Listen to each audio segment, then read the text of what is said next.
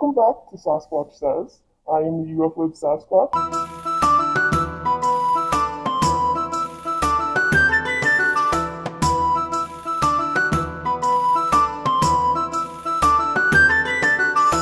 And today I'm here with Neil of the Rare Books Collection. How you doing, Neil?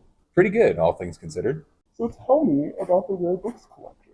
So the Rare Book Collection is about 70,000 different books, manuscripts, pamphlets, anything that was published or printed that needs a little bit of extra care to sit on library shelves. So clearly you must have some on me Well, I don't know. We tend to focus on things that are more documented, if that's a... They ask you how you are, you just have to say that you're fine when you're not really fine. So for early science and medicine, we have in the collection a lot of books that can't quite fit in their own bindings, if this makes sense. So this book, which is an early astronomical manual, has built-in calculators to it. No batteries, but the paper diagrams here, volvels actually turn to help people work out the positions of stars, constellations. Even they would use these to do mathematical equations or keep lists in their heads. Can I touch it? Sure. You can touch all of the books in the collection. We do not require you to wear gloves. That's a pretty common misconception. These are actually recycled.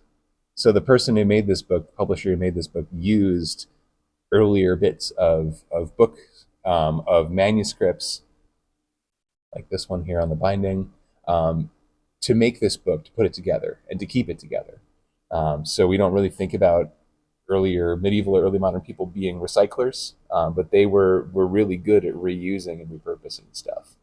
Do you have any more really cool books to show me? I've got a couple more, actually.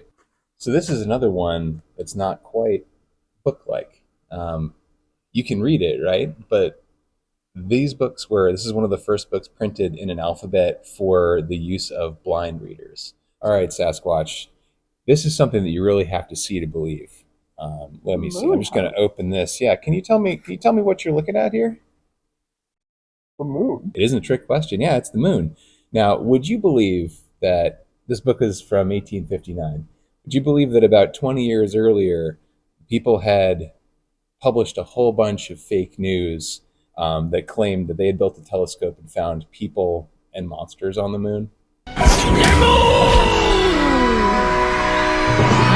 Telescopes were pretty new in public imagination, and there were lots of people who were willing to use them for science, and then there were lots of people willing to stretch a point to sell newspapers.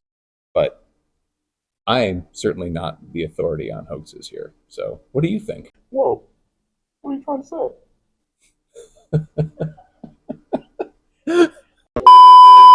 Okay, thank you, Neil. Thank you, SASCwatch. It's been a pleasure talking. It's been a pleasure. I'd shake your hand, but I don't know if you'd stab me with it.